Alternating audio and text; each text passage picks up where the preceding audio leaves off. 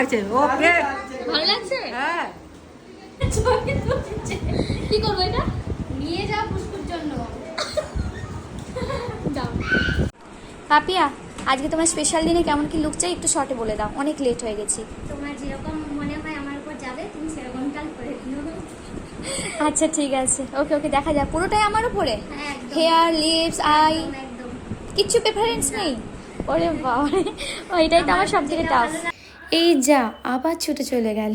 দেখো স্ক্রিনে তোমরা এটাই দেখতে পাচ্ছ, ব্রাইড আমার দৌড়ে বেরিয়ে গেল। কেন বেরিয়ে গেল? ব্রাইডের বাড়ির থেকে আমার বাড়ি খুব বেশি দূরত্ব ছিল না, 20 থেকে 25 মিনিট। আর সেদিন সব থেকে বড় কথা, আমি অনেক বড় একটা ব্লান্ডার করে ফেলেছিলাম। আমি এতটাই লেট হয়ে গেছিলো, ব্রাইড বলার পরই আমি বাড়ির থেকে বেরোতাম, যেহেতু লোকেশনটা সামনে ছিল। তো এতটাই দেরি হয়ে গেছিলো, ও যখন ফোন করলো যে দিদি বেরাও এবার, ব্যাস তখনই আমি তাড়াহুড়োতে বেরোনোর সময় আমার ফোনটা রেখে দিয়ে বাড়িতে চলে গিয়েছিলাম। যখন আমি ব্রাইডের লোকেশনে পৌঁছে ব্রাইডের আমি রিভিউ নেবো যে কেমন কী চাইছে ও, তখন দেখছি ব্যাগে ফোন নেই, মাথায় হাত। তো আমি ব্রাইডের এক দাদাকে বলে, যেহেতু লোকেশনটা সামনে ছিল, আমার ফোনটা আনিয়েছিলাম। বাট ফোনটা যখন আমার কাছে এসছে তখন অনেকটাই লেট, তখন সেরকম আমি ক্লিপস নিতে পারিনি ব্রাইডের, দেখতে পেয়েছো তোমরা। তো সেরকম ক্লিপস নিয়ে আমি ফাইনাল লুকটাই তোমাদের সাথে শেয়ার করলাম। আর ইতিমধ্যেই অনেক কিছুই আমাদের সাথে হয়ে গেছে। ও যখন এসে বসে প্রায় 6টা বাজে, 6টা পেরিয়ে ক্রস হয়ে গেছিলো। তো এলো, নানিমুখ কমপ্লিট করেই এসেছে। আসার 2 মিনিটও বসতে পারেনি, ফির ওকে নানিমুখে কোনো কিছু কারণের জন্য ডাকা হলো। জাস্ট নানিমুখ করেছে যখন ও আবার এসে বসলো, আবার জাস্ট স্টার্ট হয়ে গেল শাখা পড়ানোর জন্য। শাখা পড়তে ওখানেও মিনিমাম আধা ঘন্টা। এইভাবে আমাদের অনেকটাই লেট হয়ে গিয়েছিল। আর ওর সব থেকে একটা বড় ডিমান্ড ছিল, যেটা ওর ফার্স্ট যখন আমি জিজ্ঞাসা করি কি, সেটাও আমি তখন বলেনি, ভিডিওতে নেই ওখানে। ওর যে হেয়ার দেখছো, পুরো হেয়ারের বানটাই কিন্তু কোনো রকম ব্যাক কমিং ছাড়াই হয়েছে। ফ্রন্টের হেয়ার একদমই পাতলা ছিল, কিভাবে ম্যানেজ করে মাথায় ঢুকছিল না। কিন্তু তারপরেও আমি একটা ওয়েভ দিয়েছি, কিন্তু যে ওয়েভটা তোমরা দেখতে পাচ্ছ কোনো রকম ব্যাককম ছাড়াই এই ওয়েভটা দিয়েছি।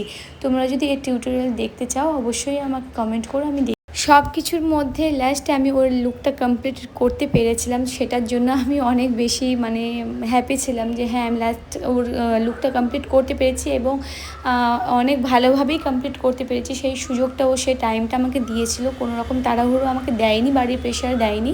তো সেই জন্য পিসফুলি কাজটা করতে পেরেছি, তার জন্য ওকে অনেক অনেক থ্যাংক ইউ সো মাচ। আর লুকটা তো প্রায় কমপ্লিট, তোমরাও দেখে জানিও কেমন কি লেগেছে, আর ওর মুখ থেকেও শুনে নেব।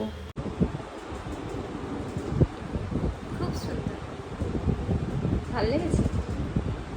পছন্দ হয়েছে? একদম। আরে তোর আয়না দেখো ভালো করে। কি খুদ আছে সেটা বল। কিছু না, লিপস্টিক কালার একদম পারফেক্ট।